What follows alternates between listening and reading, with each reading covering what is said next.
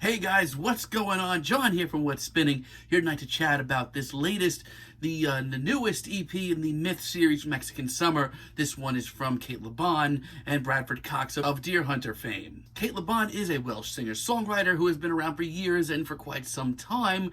I've actually been a pretty casual fan of hers. I've thought that her very poetic approach to indie pop and art pop is very classy, very elegant. I usually like a lot of her lyrics, and I think she's got a very unique singing voice. Bradford Cox, on the other hand, of Deer Hunter fame, I've enjoyed the guy's work for years. I mean, like, sure, I've fallen off the last few years with the last couple of Deer Hunter albums, but still, there was a time where he meant quite a bit to me. Now, like I said earlier, this is the fourth collaborative project in the Myth series from Mexican Summer. And for years, this series really haunted me. Like, honestly, like, on paper, each one of these projects sounded like they should be absolute knockouts, whether it be the first one between Dev Hynes and Conan Moccasin, or the second one, which I hyped to no extent, between Ariel Pink and Wise Blood. On paper, these EPs sounded like a wet dream for indie fans.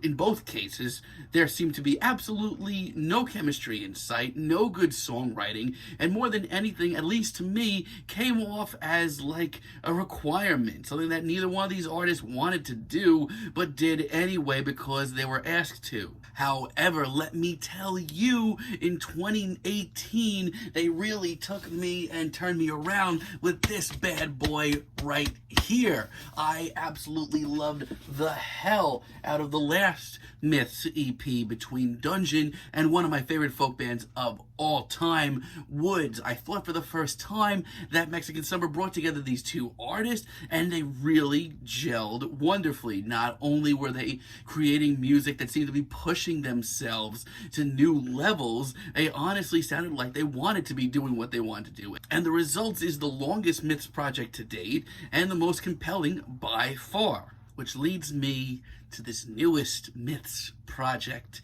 one between Cate and Bradford Cox, which, going up to this project, I had a lot of questions. I've enjoyed a lot of work from both these artists.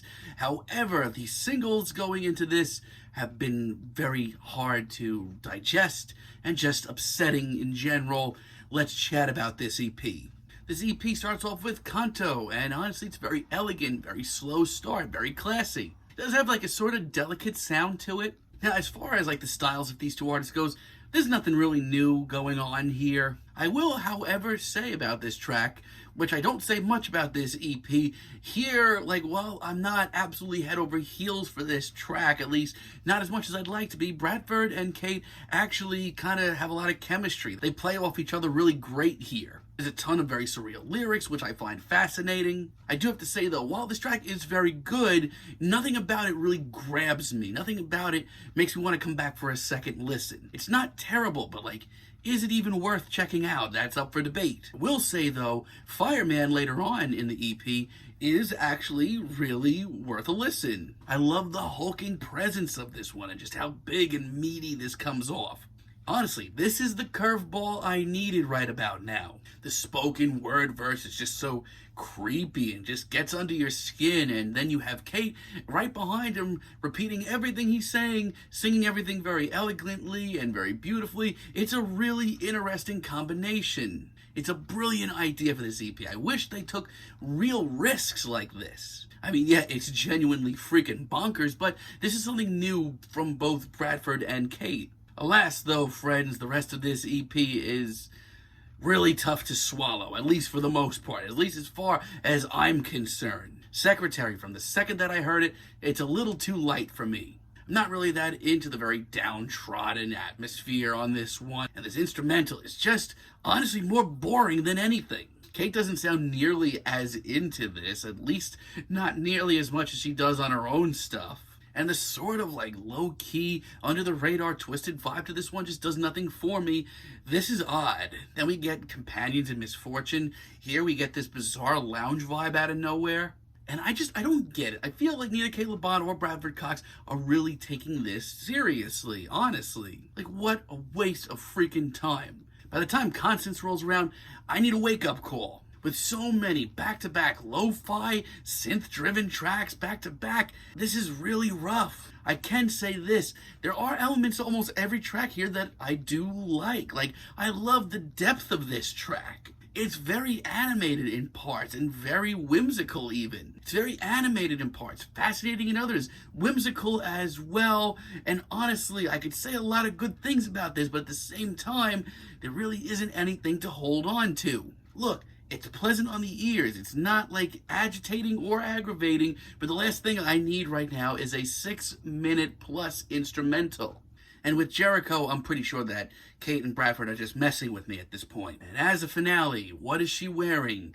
Like, so many thoughts clashing for me. I actually think that some of the back and forth here, the dialogue, the lyrics, whatever you want to call it, is actually pretty fascinating and some of the best ideas on this album. No, more than anything, it's this instrumental. Who okayed this? I understand being an outsider. I understand throwing a curveball, trying something a little bit different.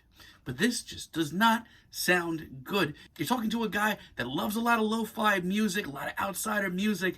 This just doesn't sound good. By the end of this, like, it evaporates into this laundry list of first world problems, which I'm sure they're trying to make some statement about. That's fine, but I could care less about it.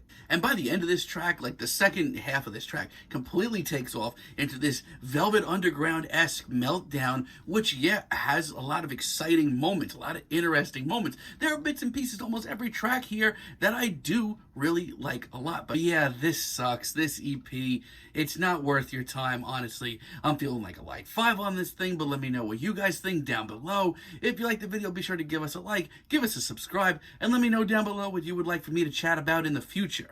Until next time, have a great day, guys.